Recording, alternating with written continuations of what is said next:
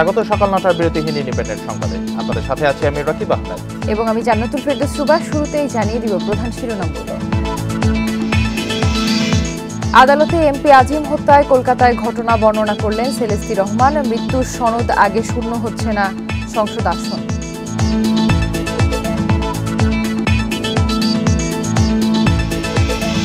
গোপালগঞ্জে বেনজিরের savanna eco resort বন্ধ ঘোষণা। কৃষক সংখ্যালঘুদের ১০০ একর জমি দখলের অভিযোগ।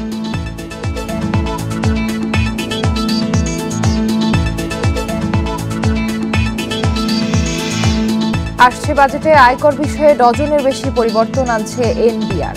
ব্যক্তির পাশাপাশি কোম্পানিও পাবে কালো টাকা সাদা করার সুযোগ।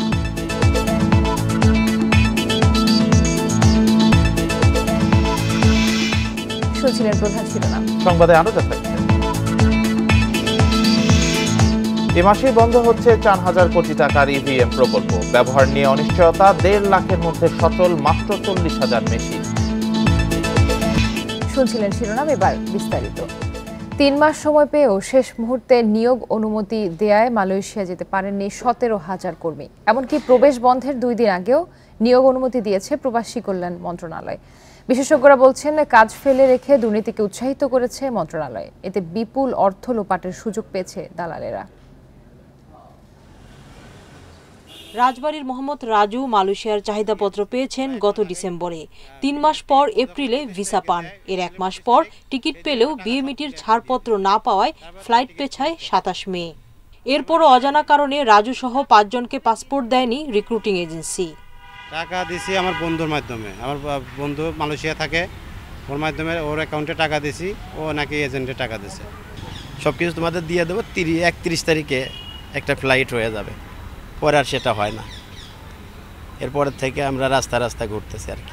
রাজধানীর পল্টনে দ্য সুপারস্টার লিমিটেড নামের অভিযুক্ত এজেন্সির দাবি, ভিসা প্রসেসিংয়ে কাজ করেছে আরও ২ এজেন্সি।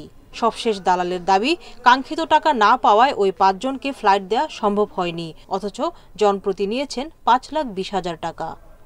ওনারা যে এজেন্টের সাথে টাকা জমা দিচ্ছে বা কথা বলছে, উনি কোনো পেমেন্টই করে, তারপরেও কিন্তু ওনাদের সব কাজ কমপ্লিট করলো।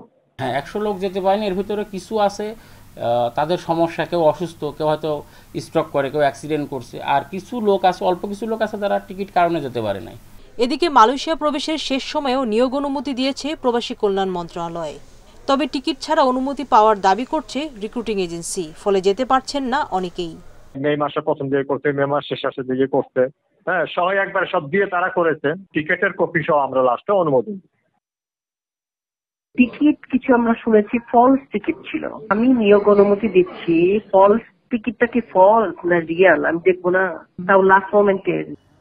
মালয়েশিয়া বাংলাদেশ ২ প্রান্তেই সাব এজেন্ট জড়িত থাকায় অভিবাসন ব্যয় বেড়েছে বলে জাতিসংঘকে জানিয়েছে বাংলাদেশ।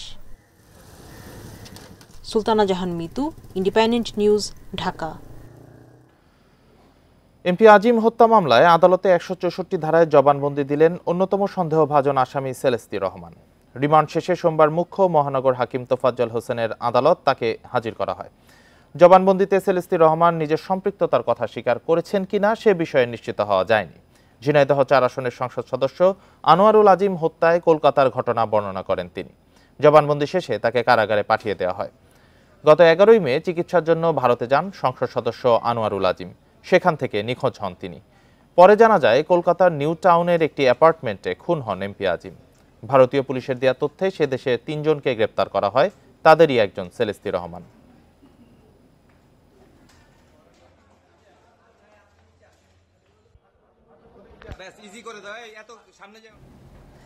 সমতলে কয়েকশো একর জমির পাশাপাশি পাহাড়েও শতাধিক একরের ফল বাগান এবং পশু ও মৎস্য খামার গড়েছেন সাবেক পুলিশ প্রধান বেনজির আহমেদ। এভাবে পাহাড়ে জায়গার বেচাকেনা নিষিদ্ধ হলেও বেনজির আহমেদ তা মানেননি। গোপালগঞ্জের কয়েকশো একর জমিতে গড়ে তোলা রিসোর্ট গতকাল রোববার থেকে বন্ধ ঘোষণা করা হয়েছে। অভিযোগ আছে, কৃষক ও সংখ্যালঘুদের জবরদস্তিমূলক উচ্ছেদের মাধ্যমে এসব জমি দখল করা হয়েছে। গোপালগঞ্জ সদর উপজেলার বৈরাগীটল গ্রামে সাভানা ইকো রিসোর্ট সহ ১৪০০ বিঘা জমির মালিক সাবেক পুলিশ প্রধান বেনজির আহমেদ। অভিযোগ আছে, বিশাল এই রিসোর্ট তৈরির পেছনে রয়েছে অনেক মানুষের নিঃস্ব হওয়ার দীর্ঘশ্বাস আর হাহাকার। স্থানীয় কৃষক ও সংখ্যালঘু সম্প্রদায়ের অনেককে ভয় দেখিয়ে জোর করে জমি নিয়েছেন বেনজির। রাজি না হলে নির্যাতনের শিকার হওয়ারও অভিযোগ অনেকের। এমনকি দেশ ছাড়তে বাধ্য হয়েছেন কেউ কেউ। বেনজিরকে এই জোর জবরদখলে সহায়তা করেছেন পুলিশ ও র্যাবেরই কিছু সদস্য। 43% পুকুর সে ওইভাবে মানে কি ভয় দেখাইয়া সে মানে এই দেশের দেশান্তরী চলে গেছে ইন্ডিয়া। এটা নিয়ে এখানকার মানুষ কখনো মুখ খুলেনি ভয়ে এবং আতঙ্কে, এবং এখানে অনেক প্রশাসনের কর্মকর্তারা মাঠ পর্যায়ে কাজ করতেন। কিছু টাকা আমাদের বায়না বাবদ দিয়ে সে পুরো দখলে পুরো বেড়া দিয়ে আটকাইয়া আমাদের বাড়ি সংলগ্ন না, বাড়ির থেকে বেরোতে গেলেও ওই বেড়াই বা দিয়ে বেরোতে হয়। কেবল সমতলেই সম্পদের পাহাড় গড়েননি বেনজির আহমেদ।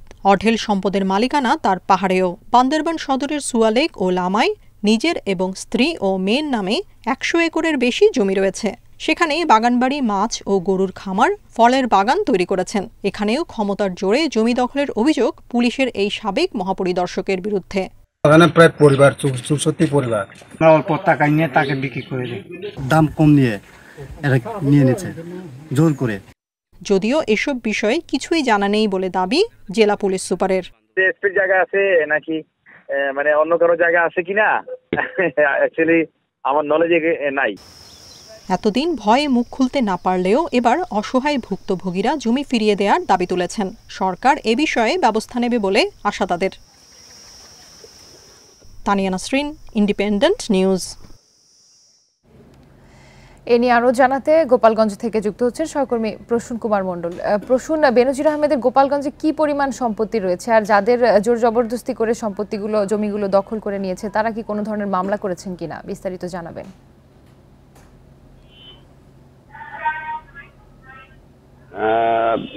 সাবেক আইজিপি বেনজির আহমেদ গোপালগঞ্জেরই সন্তান। তিনি গোপালগঞ্জের সদর উপজেলার শাহপুর ইউনিয়নের বৈরাগীটোল এলাকায় প্রায় 600 বিঘারও বেশি জমি নিয়ে একটি রিসোর্ট করেছেন। এই রিসোর্টের নাম সাবানা ইকো রিসোর্ট। এইখানে বিশাল আকৃতির অনেক পুকুর রয়েছে, অসংখ্য পুকুর। এই পুকুরে তিনি মাছ চাষ করেন এবং পুকুর পাড়ে রয়েছে অসংখ্য ফলজ গাছ। এই ফলজ গাছে আমরা দেখতে পেরেছি প্রচুর আম ধরেছে এই সময়ে। এছাড়া রয়েছে বিভিন্ন স্থাপনা, কটেজ রয়েছে 16টি, একটি সুইমিং পুল রয়েছে একটি ঝর্ণার নিচে রয়েছে একটি বার। এছাড়া রয়েছে একটি কনফারেন্স রুম, 3তলা ভবন রয়েছে একটি। এছাড়া শান বাঁধানো বিভিন্ন ডিজাইনের পুকুর ঘাট রয়েছে, পুকুরে নৌকা রয়েছে। আসলে বিনোদনের জন্য একটি ভালো জায়গা তৈরি করেছিলেন সাবেক এই আইজিপি। কিন্তু অভিযোগটা হচ্ছে স্থানীয় কৃষকদের, তাদের ধানের জমি, ফসলের জমি তার কাছে বিক্রি করতে বাধ্য করেছেন। লোভ দেখিয়ে, প্রলোভন দেখিয়ে এবং ভয় দেখিয়ে এই জমিগুলি তিনি কিনে নিয়েছেন, কোন জমি দখল করে নিয়েছেন বলে জমির মালিকরা আমাদের জানিয়েছেন।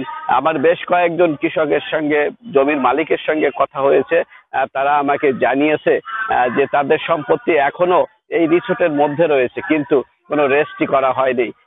একজন জানিয়েছেন কিছু সামান্য বায়নার টাকা ধরিয়ে দিয়েই তিনি দখল নিয়েছেন, বালু ভরাট করেছেন। তো এই সমস্ত বিস্তর অভিযোগ রয়েছে এলাকাবাসী কিন্তু ইতিমধ্যে মুখ খুলতে শুরু করছে। পূর্বে মুখ খোলেনি, পুলিশ কর্মকর্তারা নাকি এই রিসোর্ট পাহারা দিতেন এবং রিসোর্টের সব কাজকর্ম পুলিশ কর্মকর্তারা থেকেই বাস্তবায়ন করেছেন। এছাড়া স্থানীয় কিছু প্রভাবশালী লোক এই সাবেক আইজিপির নজরে কাছে থাকতেন। তারা স্থানীয়ভাবে বিভিন্ন সুযোগ সুবিধা আইজিপির কাছ থেকে নিয়েছেন বলেও আমরা এই ক্ষতিগ্রস্ত পরিবার সূত্রে জানতে পেরেছি। আর জমির মালিকানা যে দাবিদার তারা আরো জানিয়েছেন যে অনেক জমির মালিককে তারা ভয়ভীতি দেখিয়ে রাতের আধারে দেশ থেকে বাধ্য করেছেন। তো আসলে গোপালগঞ্জের যে বিষয়টি, এটি প্রশাসনের সঙ্গে আমি কথা বলেছিলাম। প্রশাসন বলেছে আমাদের এই রিসোর্ট বন্ধ করার জন্য কোনো নির্দেশনা আসেনি। তবে রিসোর্ট কর্তৃপক্ষ, রিসোর্টের বুকিং ম্যানেজার আমাকে জানিয়েছেন সাময়িক সময়ের জন্য এই রিসোর্টটি তারা বন্ধ রেখেছে সার্ভার জটিলতার কারণে। তবে একটি নোটিশও নিয়েছে তারা, অনিবার্য কারণবশত রিসোর্টের প্রবেশ বন্ধ থাকবে।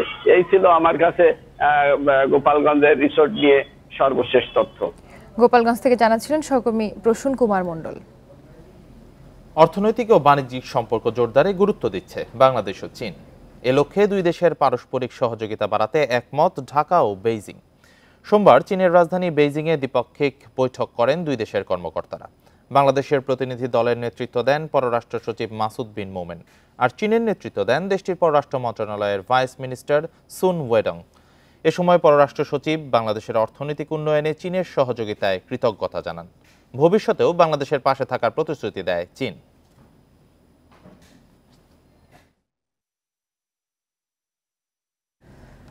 চতুর্থ ধাপে উপজেলা পরিষদ নির্বাচনের ভোট গ্রহণ আগামীকাল। এ উপলক্ষে আজ বিভিন্ন ভোট কেন্দ্রে পাঠানো হচ্ছে নির্বাচনী সরঞ্জাম। উপজেলা নির্বাচন উপলক্ষে নওগাঁর সদর, মান্দা ও মহাদেবপুর উপজেলার ভোট কেন্দ্রে পাঠানো হচ্ছে নির্বাচনী সামগ্রী।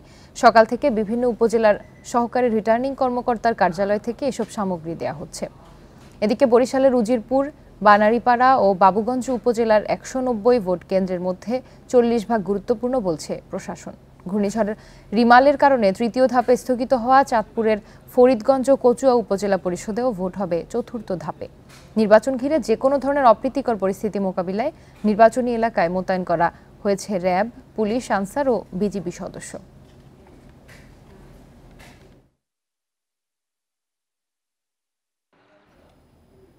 নির্বাচন কমিশনের বহুল আলোচিত ও সমালোচিত স্বয়ংক্রিয় ভোট প্রদান যন্ত্র বা ইভিএম প্রকল্প এ মাসেই বন্ধ হয়ে যাচ্ছে। পরবর্তীতে অন্য কোনো আঙ্গিকে এই প্রকল্প আদৌ চালু হবে কিনা সে ব্যাপারেও কমিশন রয়েছে অন্ধকারে। আর সচল থাকা ৪০,০০০ ইভিএম এর ভবিষ্যৎ নিয়ে দেখা দিয়েছে অনিশ্চয়তা। উপযুক্ত রক্ষণাবেক্ষণের অভাবে ১.৫ লাখ ইভিএম এর মধ্যে ১,১০,০০০ ইতোমধ্যে নষ্ট হয়ে গেছে। এগুলো ধ্বংস করা হতে পারে বলে জানিয়েছে কমিশন। পুরো প্রকল্পে সরকার খরচ করেছে প্রায় ৪,০০০ কোটি টাকা। ২০১৮ সালে একাদশ সংসদ নির্বাচনের আগে তড়িঘড়ি করে ১.৫ লাখ ইভিএম কেনে নুরুল হুদা কমিশন, কিন্তু ব্যবহার হয় মাত্র ৬টি আসনে। প্রায় ৪,০০০ কোটি টাকায় কেনা ইভিএমগুলো সযত্নে রাখার ব্যবস্থাও ছিল না। রক্ষণাবেক্ষণের অভাবে ১,১০,০০০ ইভিএম নষ্ট হয়ে গেছে ৬ বছরেই, অথচ টিকে থাকার কথা ছিল ১০ বছর। এ মাসে শেষ হচ্ছে ইভিএম প্রকল্পের মেয়াদ। কর্মকর্তারা কমিশনকে ইভিএম বুঝিয়ে দিতে কাজ শুরু করেছেন। ফলে সরকারের অনেক স্বাদের ইভিএমের এখানেই সমাপ্তি। পারচেজ করা হয়েছে ইভিএম এবং আনুষঙ্গিক অন্যান্য বিষয়াদি বা অন্যান্য সরঞ্জামাদি, এগুলো আমরা কমিশনের নির্দেশনা অনুযায়ী বা সচিবালয়ের নির্দেশনা অনুযায়ী আমরা সচিবালয়কে বুঝিয়ে দেওয়ার প্রস্তুতি চলছে এবং প্রকল্প শেষ হওয়ার আগে ৩০ জুনের আগেই আমরা এগুলো সচিবালয়কে বুঝিয়ে দিব। নির্বাচন কমিশনের যে আমাদের জনবল আছে তারা কিন্তু ইতিমধ্যে সক্ষমতা অর্জন করেছে, কিন্তু সমস্যা হলো যদি এর চেয়ে বেশি কিছু করতে হয়, কিছু মেরামত করতে হয়, ব্যাটারি চেঞ্জ করতে হয়, সেক্ষেত্রে আমাদের ওই ধরনের আর্থিক যদি সাপোর্ট না পাওয়া যায় তাহলে ওগুলো ওই ধরনের মেরামত করা সম্ভব হবে না। নষ্ট ইভিএমগুলো ধ্বংস করে ফেলা হবে, কিন্তু যে ৪০,০০০ এখনও জীবিত তাদের নিয়ে কারো কোনো চিন্তা নেই। একটা ইলেকট্রনিক ডিভাইস, এটাকে কোনো রকম ন্যূনতম যদি মেনটেন্যান্সও না হয় এটা অবশ্যই নষ্ট হবে এবং এটাকে মেনটেন্যান্স করাটা খুবই আবশ্যক এবং জরুরি। এই মেনটেন্যান্স করাটা করে ফেললে দেন ইভিএমগুলো খুব ভালো কাজ করবে। কমিটি থেকে প্রস্তাব আসলে কমিশনের অনুমতি নিয়ে যেগুলো একদম মেরামতযোগ্য না সেগুলো আমরা স্ক্র্যাপ হিসাবে তো আমরা ভাড়া দেওয়ার কোনো অর্থ হয় না, সেক্ষেত্রে আমরা সেইগুলো হয়তো যদি কমিশন সিদ্ধান্ত নেয় সেভাবে কমিটির সুপারিশের আলোকে হয়তো সেগুলো ধ্বংস করে দেওয়া হতে পারে। সংসদ নির্বাচন, সিটি কর্পোরেশন, জেলা উপজেলা পৌরসভা ও ইউপি মিলে প্রায় ১,৫০০ ভোট হয়েছে ইভিএমে। Mahmudul Hasan, Independent News, Dhaka. মৃত্যু সনদ না পাওয়া পর্যন্ত এমপি আনোয়ারুল আজিমের ঝিনাইদহ ৪ আসন শূন্য ঘোষণা করবে না সংসদ। চিফ হুইপ জানান, বুধবার শুরু হতে যাওয়া বাজেট অধিবেশনে তার মৃত্যুতে শোক প্রস্তাব তোলা হবে না। বলেন, আজিমের মৃত্যু সনদ স্বরাষ্ট্র মন্ত্রণালয় থেকে সংসদ সচিবালয়ে পাঠাতে হবে, তখন পরবর্তী পদক্ষেপ নেওয়া হবে। বুধবার বসছে দ্বাদশ সংসদের প্রথম বাজেট অধিবেশন। সংসদীয় রীতি অনুযায়ী চলতি সংসদের কোনো সদস্য মারা গেলে তার স্মরণে অধিবেশনের প্রথম দিনে শোক প্রস্তাব তোলা হয়। সেই শোক প্রস্তাবের উপর আলোচনা শেষে মুলতবি করা হয় অধিবেশন। ২২ মে খবর পাওয়া যায় ঝিনাইদহ ৪ আসনের ৩ বারের এমপি আনোয়ারুল আজিম ভারতের কলকাতায় খুন হয়েছেন। তার মৃত্যুতে শোকও জানান প্রধানমন্ত্রী ও স্পিকার, কিন্তু এখনই আনোয়ারুল আজিমের মৃত্যুতে সংসদে শোক প্রস্তাব আনা হবে না বলে জানান চিফ হুইপ। যেহেতু এটা এখনো তদন্ত চলতেছে, এটা তদন্তের যতক্ষণ পর্যন্ত সরকারিভাবে এটাকে ঘোষণা না করা হবে, সংসদে সিট আমরা এটা শূন্য পারতেছি না এবং তাকে মৃত্যু ধরে নিয়ে আমরা ওই শোক মুলতবি করতে পারবো বলে আমার মনে হয় না। সংসদ কার্যপ্রণালী বিধি অনুযায়ী এটাকে শোক প্রস্তাব বা শূন্য করতে পারে না কোনো অথেন্টিক আমাদের সরকারি ডিক্লারেশন না হওয়া পর্যন্ত। সংসদ সচিবালয় জানিয়েছে আনোয়ারুল আজিম হত্যার তদন্ত ভারতে চলমান। সেখান থেকে মৃত্যু সনদ পাওয়ার পর স্বরাষ্ট্র মন্ত্রণালয় সংসদকে জানাবে। তো যেখানে মামলাটা হয়েছে সেখান থেকে এটাকে ওইভাবে একটা ডিক্লারেশন আসতে হবে। সরকারি ওই ধরনের জিনিস আমাদেরকে পেতে হবে। এটা তো আপনার মনে হয় স্বরাষ্ট্র মন্ত্রণালয় বা এটার সাথে সংশ্লিষ্ট যে মন্ত্রণালয় আছে তারা ডিক্লেয়ার করবে। এদিকে বৃহস্পতিবার আগামী অর্থ বছরের বাজেট উপস্থাপন করবেন অর্থমন্ত্রী আবুল হাসান মাহমুদ আলী, যার আকার হবে প্রায় ৮ লাখ কোটি টাকা। নাফিজাতুল্লাহ, ইন্ডিপেন্ডেন্ট নিউজ, ঢাকা। পবিত্র ঈদ উল আজহা উপলক্ষে আজ তৃতীয় দিনের মতো বিক্রি হচ্ছে ট্রেনের আগাম টিকিট। অনলাইনে সকাল ৮টা থেকে শুরু হয় এই কার্যক্রম। আজ দেয়া হচ্ছে 14 জুনের টিকিট। পশ্চিমাঞ্চলের টিকিট সকাল ৮টায় দেয়া শুরু হলেও পূর্বাঞ্চলের টিকিট দেয়া হবে দুপুর 2টা থেকে। রেলওয়ে কর্তৃপক্ষ জানায়, এবারের ঈদে ঢাকা থেকে বহির্গামী ট্রেনের মোট আসন সংখ্যা হবে ৩৩,৫০০। আগামীকাল দেয়া হবে 15 জুনের টিকিট, আর 16 জুনের টিকিট বিক্রি হবে 6 জুন। একজন যাত্রী তার এনআইডির মাধ্যমে সর্বোচ্চ 4টি টিকিট অনলাইনে সংগ্রহ করতে পারবেন। এছাড়া আগামী 10 জুন ফিরতি যাত্রার টিকিট বিক্রি শুরু হবে বলে জানিয়েছে রেলওয়ে কর্তৃপক্ষ।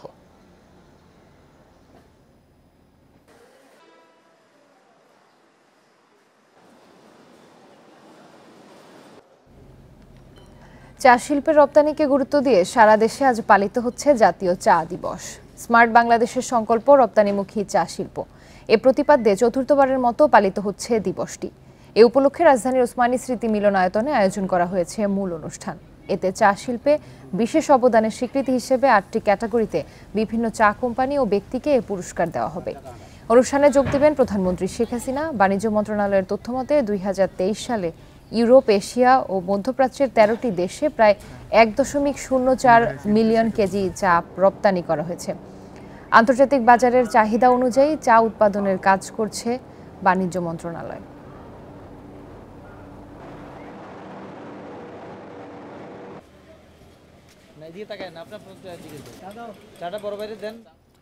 প্রায় 2 বছর পর আবারও আগের মতো হচ্ছে অফিস সময়সূচি। সরকারি, আধা সরকারি, স্বায়ত্তশাসিত ও আধা স্বায়ত্তশাসিত প্রতিষ্ঠানের অফিসের সময় আবারও সকাল 9টা থেকে বিকেল 4টার পরিবর্তে বিকেল 5টা পর্যন্ত চলবে। ঈদ উল আজহার পর এই সময়সূচি কার্যকর হবে। সোমবার মন্ত্রিসভার বৈঠকে এই সিদ্ধান্ত হয়। বিদ্যুৎ ও জ্বালানি সাশ্রয়ের জন্য 2022 সালের 15 নভেম্বর থেকে সরকারি, আধা সরকারি, স্বায়ত্তশাসিত ও আধা স্বায়ত্তশাসিত প্রতিষ্ঠানের অফিস সময় 1 ঘন্টা কমিয়ে সকাল 9টা থেকে বিকেল 4টা পর্যন্ত করা হয়। প্রায় 2 বছর পর আবার স্বাভাবিক অফিস সময় বিকাল 5টা পর্যন্ত নির্ধারণের সিদ্ধান্ত নেওয়া হয়েছে। সোমবার মন্ত্রিপরিষদের সভায় এই সিদ্ধান্ত হয়। রবি থেকে বৃহস্পতিবার 5 দিন চলবে অফিস। দুপুর 1টা থেকে 1:30টা পর্যন্ত নামাজ এবং খাবারের বিরতি থাকবে। 9টা থেকে 5টা আমরা 8 ঘন্টা কাজ করব। আমরা 5টা 40 ঘন্টা আমাদের কাজ করতে, আমরা তার আগে 35 ঘন্টা কাজ করতাম। সেটা আমরা বিশেষ ব্যবস্থা ছিল, আমরা মূল অবস্থানে আবার চলে আসলাম।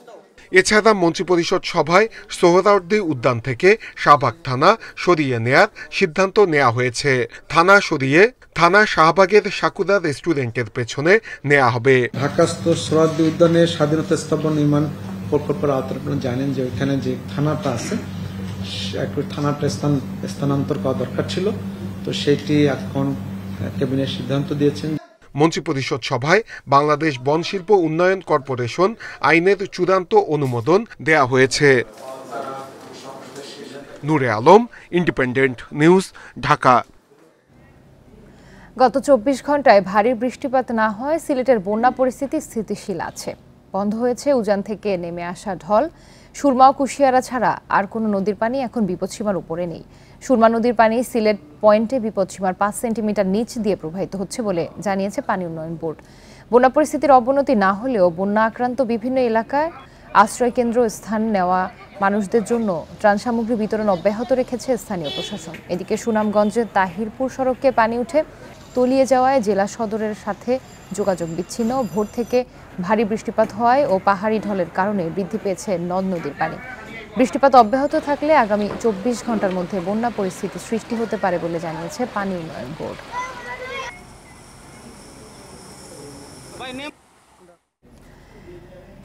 গত 24 ঘন্টায় ভারী বৃষ্টিপাত না হয় সিলেটের বন্যা পরিস্থিতির অবনতি হয়নি। এ নিয়ে আরো জানাতে সিলেট থেকে যুক্ত হচ্ছেন সহকর্মী রানা মজুমদার। রানা, গত 24 ঘন্টায় তেমন ভারী কোনো বৃষ্টিপাত হয়নি। আজকের আবহাওয়া কেমন দেখছেন, আর এখন বন্যা পরিস্থিতির কি অবস্থা, কোনো উন্নতির খবর আছে কিনা?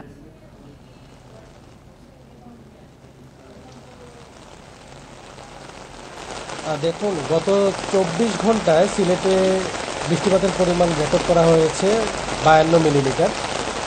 পাশাপাশি সিলেটের যে নদীগুলো রয়েছে, বিশেষ করে সুরমা এবং কুশিয়ারা নদীর পানি কিন্তু আমরা দেখতে পাচ্ছিলাম গতকালকে পর্যন্ত বিপদসীমার উপর দিয়ে প্রবাহিত হচ্ছিল।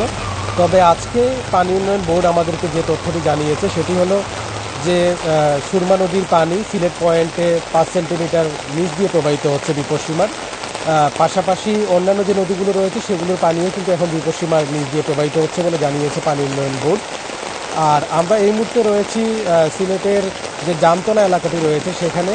গতকালকে আমরা দেখিয়েছিলাম যে এই এলাকাতে হাঁটু সমান কিন্তু পানি ছিল এবং তারা বলেছিলেন যারা এখানকার বাসিন্দারা যে আসলে এই পানির কারণে তাদের অনেক দুর্ভোগ পোহাতে হচ্ছে। কিন্তু আজকে আমরা এখানে এসে দেখতে পেরেছি যে পানি কিন্তু অনেকটাই কমেছে। এর কারণ হলো গতকালকে থেকে আজকে পর্যন্ত কিন্তু তেমন ভারী বৃষ্টিপাত হয়নি।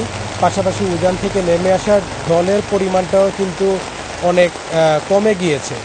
তার কারণে কিন্তু আসলে এখানকার পানি অনেকটাই কমতে শুরু করেছে এবং একইভাবে সিলেটের অন্যান্য যে এলাকাগুলো আসলে প্লাবিত হয়েছিল সেসব এলাকা থেকেও কিন্তু আমরা দেখতে পেরেছি যে আসলে পানি নামতে শুরু করেছে।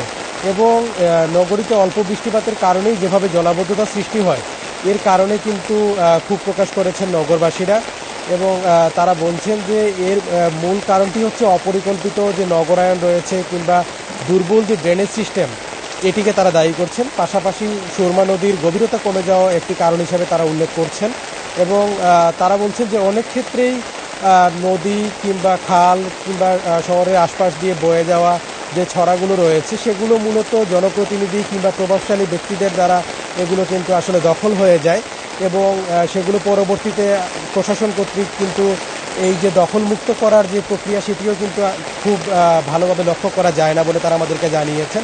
মূলত এসব কারণে ছড়া খাল এগুলো দখল হওয়ার কারণে পাশাপাশি সুরমা নদীর গভীরতা কমে যাওয়ার কারণেই মূলত কিন্তু সিলেটে অল্প বৃষ্টিপাত হলেই এক ধরনের আকস্মিক বন্যার পরিস্থিতি তৈরি হয় বলে তারা আমাদেরকে জানিয়েছেন এবং তারা বলছেন যে এই যে আকস্মিক বন্যা পরিস্থিতি এ থেকে উত্তরণের জন্য কিন্তু আসলে একটি সামগ্রিকভাবে উন্নয়ন পরিকল্পনা হাতে নিতে হবে এবং এ বিষয়ে আমরা কথা বলেছিলাম সিলেট সিটি কর্পোরেশনের সাথে। সিলেট সিটি কর্পোরেশনের পক্ষ থেকে বলা হয়েছে যে সিলেট সিটি কর্পোরেশনের মধ্যে সুরমা নদীর যে 20 কিলোমিটার অংশটুকু পড়েছে সেটুকু সিলেট সিটি কর্পোরেশন নিজ দায়িত্বে তারা সেটি আসলে খনন করার তারা কার্যক্রম শুরু করবেন অতি শীঘ্রই। পাশাপাশি আমরা নগর পরিকল্পনাবিদদের সাথে কথা বলেছিলাম, তারা বলছেন যে একটি সমন্বিত পরিকল্পনা প্রয়োজন, টেকসই উন্নয়ন পরিকল্পনা প্রয়োজন। তা না হলে কিন্তু আকস্মিক এই বন্যা পরিস্থিতি থেকে সিলেটবাসীকে কখনোই মুক্তি দেওয়া সম্ভব নয়। তো সবকিছু মিলিয়ে বন্যা পরিস্থিতি নিয়ে এই ছিল আমার কাছে সবশেষ। সিলেট থেকে বন্যা পরিস্থিতির খবর জানাচ্ছিলেন সহকর্মী রানা মজুমদার। এবার আসন্ন বাজেটের খবর।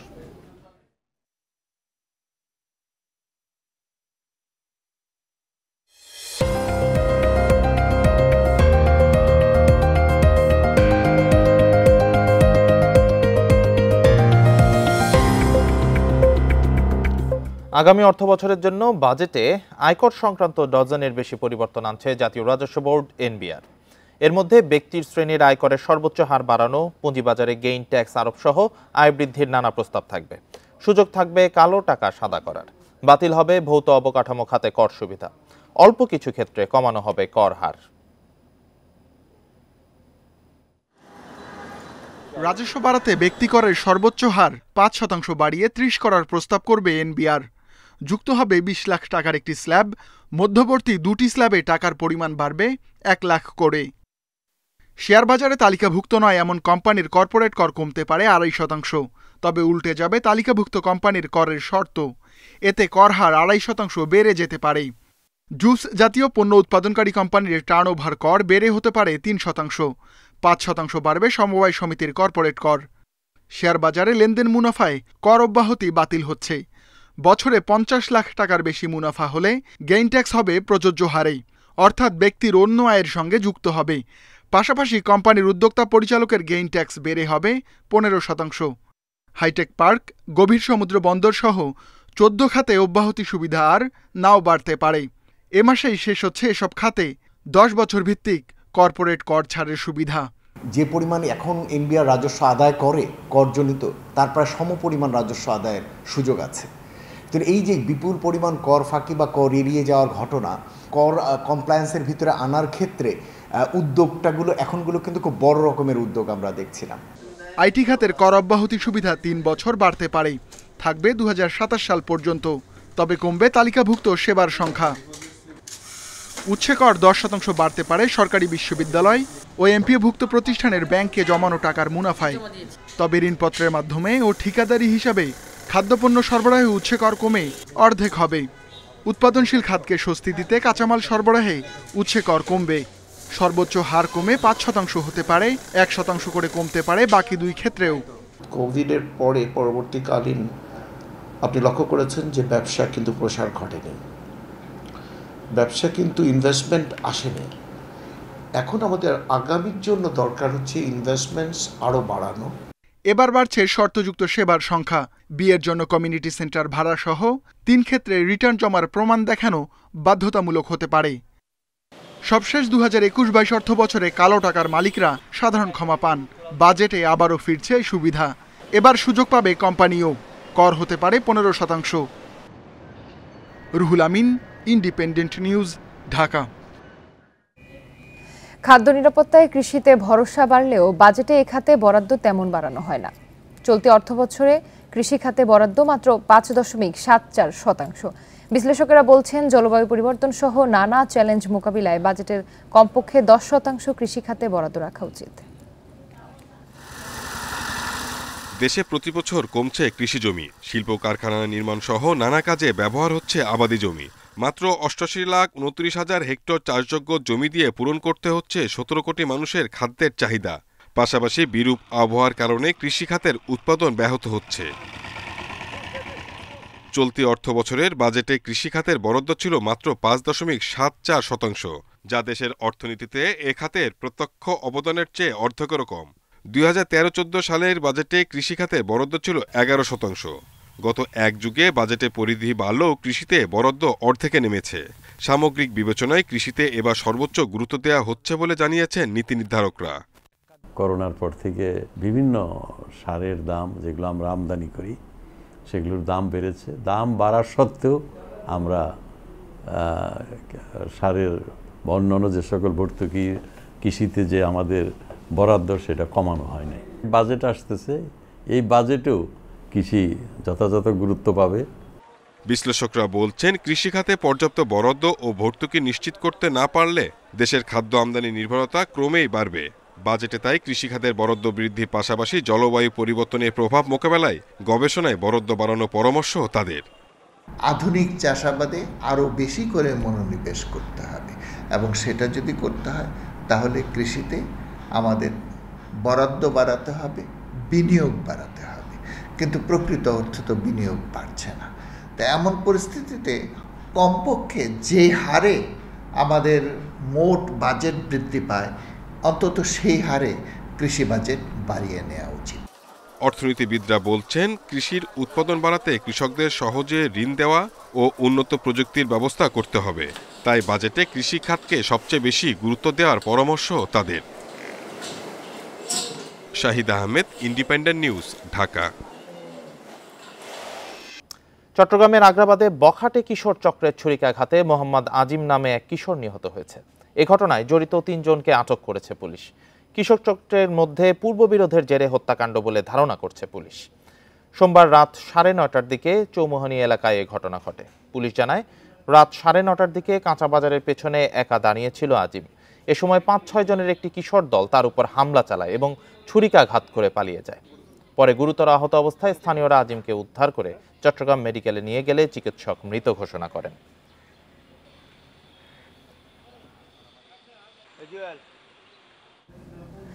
তুচ্ছ ঘটনাকেও দেয়া হচ্ছে রাজনৈতিক মোড়ক। ব্যক্তিগত থেকে জমিজমা নিয়ে বিরোধে উস্কানি দিয়ে ফায়দা লুটছে একটি মহল। নরসিংদীর রায়পুরা উপজেলার চরে এমন বিরোধ গত 3 বছরে প্রাণ গেছে 2 চেয়ারম্যান সহ অর্ধশত মানুষের। সবশেষ বলি হয়েছেন উপজেলা চেয়ারম্যান পদপ্রার্থী সুমন মিয়াও। 22 মে বুধবার পারাতলি গ্রামে মিছিল নিয়ে মুখোমুখি হয় উপজেলা ভাইস চেয়ারম্যান পদপ্রার্থী সুমন মিয়া ও রুবেলের কর্মী সমর্থকরা। হাতাহাতি সংঘর্ষের পরে সুমন মিয়া পালিয়ে আশ্রয় নেন স্থানীয় পুলিশ ফাঁড়িতে। এক পর্যায়ে অসুস্থ হয়ে পড়েন তিনি। পরে তাকে নরসিংদী উপজেলা স্বাস্থ্য কমপ্লেক্সে নিয়ে যাওয়ার পর তিনি মারা যান। নিয়ে আসার পরে ও ব্যায়াম ট্যাম করছে, তারপরে সবার সাথে কথা বলছে। নেওয়ার পরে এখানে আমি বলছি, আমাকে যে ফোন দিছে, এখানে এসে ব্যায়াম করছে। হ্যাঁ, এখানে এসে ব্যায়ামও করছে। সুমন মিয়া সুস্থ অবস্থায় ফাঁড়িতে আসার কথা বলছে পুলিশ, কিন্তু তার মামলা নিয়েছে হত্যাকাণ্ড হিসেবে। স্থানীয় সংসদ সদস্যেরও দাবি এটি একটি হত্যাকাণ্ড। আমি বলেছি 72 ঘন্টার মধ্যে যদি আপনারা কোনো অ্যাকশনে যাইতে না পারেন, 72 ঘন্টার পরে কিন্তু আমরা উত্তাল করে দেব জেলা। এই যে এই পারাতলির এই সড়কটিতেই একটি সংঘর্ষের ঘটনা ঘটে, যাতে সুমন মিয়া প্রথম অবস্থায় অসুস্থ হয়ে পড়েন, পরে মারা যায়। তবে অনেক অনুরোধের পর কথা বলতে রাজি হলেন 2-1 গ্রামবাসী। তারা বলছেন, সংঘর্ষ হলেও সুমন মিয়া অক্ষত অবস্থায় ঘটনাস্থল ছেড়েছেন। না, ঘটনা যে দিন ছিল দেন আমার দোকান বন্ধ ছিল, আমি বাড়িতে ছিলাম না। তখন ওই জায়গায় ছিলাম আর কি, ফায়ার আওয়াজ হই না, আমরা মিটিংতে জিজ্ঞাসি উনি আবার গাড়ি চালায়া গেছে আর কি। সুমন মিয়ার মৃত্যুর কারণ যাই হোক, তুচ্ছ ঘটনাকে বড় করে রাজনৈতিক মোড়ক দেওয়া হচ্ছে। গত 3 বছরে রায়পুরা চরে এর বলি হয়েছেন বাঁশবাড়ি ও মির্জাচর ইউপি চেয়ারম্যান সিরাজুল হক ও জাফর ইকবাল মানিক সহ প্রায় অর্ধশত গ্রামবাসী। এই অভিযোগ খোদ স্থানীয় রাজনীতিকদের। কোথাও তার শরীরে কোনো আঘাত ছিল না। তা আমার মনে হয় এমপি সাহেব এগুলি এভাবে না বললো আমার মনে হয় সুন্দর হইতো। উনি যদি এভাবে বলে, তো আরও মানুষ তো আরও উস্কানি গ্রহণ করার জন্য লোক আছে না। নৈসর্গিক সৌন্দর্যে ভরপুর এ চরে হানাহানি আর হত্যাকাণ্ড চায় না রায়পুরা চরের মানুষ। রিশাদ হুদা, ইন্ডিপেন্ডেন্ট নিউজ, ঢাকা। পাকতে শুরু করেছে দিনাজপুরের লিচু। লাল রঙে রঙিন এখন লিচুর বাগানগুলো। লিচু পাড়া এবং বাজারজাতকরণে ব্যস্ত সময় পার করছে বাগান মালিক ও ব্যবসায়ীরা। ভোর থেকে পাইকারি বাজার ও বাগানগুলোতে চলছে লিচু কেনা বেচা। দাম ভালো পাওয়ায় খুশি বাগান মালিক ও ব্যবসায়ীরা। তাপপ্রবাহের কারণে মৌসুমের শুরুতে দিনাজপুরের বেদানা ও চায়না 3 জাতের লিচুর কিছুটা ক্ষতি হয়। তবে সেচ দিয়ে যত্ন নেওয়ায় বোম্বাই ও মাদ্রাজি সহ অন্যান্য জাতের লিচুর ফলন ভালো হয়েছে। দামও মিলেছে ভালো। বাগান থেকে অনেক ব্যবসায়ী সরাসরি লিচু নিয়ে যাচ্ছেন ঢাকা, চট্টগ্রাম সহ বিভিন্ন জেলায়। বর্তমানে এবার পানি শেষ, 8 থেকে 10 বার দিছি একটা বাগানে। আর লিচুর ফলনও ভালো, দামও আশা করি ভালো হবে। আমার এখানে বোম্বাই লিচু, বুঝতে পারছেন, মোটামুটি 300 গাছ, তো ফলন বছরে ভালোই, দামটাও ভালোই। দিনাজপুরের পাইকারি লিচু বাজার নিউ টাউনে মানভেদে প্রতি হাজার মাদ্রাজি ও বোম্বাই জাতের লিচু বিক্রি হচ্ছে 1,500 টাকা থেকে 3,000 টাকা দরে। বোম্বাই আছে, মাদ্রাজিও আছে, বোম্বার বাজারও ভালো, আপনার মাদ্রাজি বাজারও ভালো। ভালো লিচুর রেট চলতেছে আপনার 3,3200 টাকা, মানে 300 টাকা শ পাইকারি চলতেছে। বেদানা ও চায়না 3 জাতের লিচু পুরোপুরি বাজারে আসতে আরও সপ্তাহখানিক সময় লাগবে। এখন সামান্য যা উঠেছে দাম চড়া। বেদানা আপনার 4,000 থেকে নিয়ে আপনার সর্বোচ্চ 7,000 টাকা পর্যন্ত চলছে। বেদানা ফলন একেবারেই কম, এটা সাইজের উপর দাম হয়। এবং চায়না 3ও আপনার মনে করেন যে 5,000 থেকে নিয়ে 8,000 পর্যন্ত চলছে।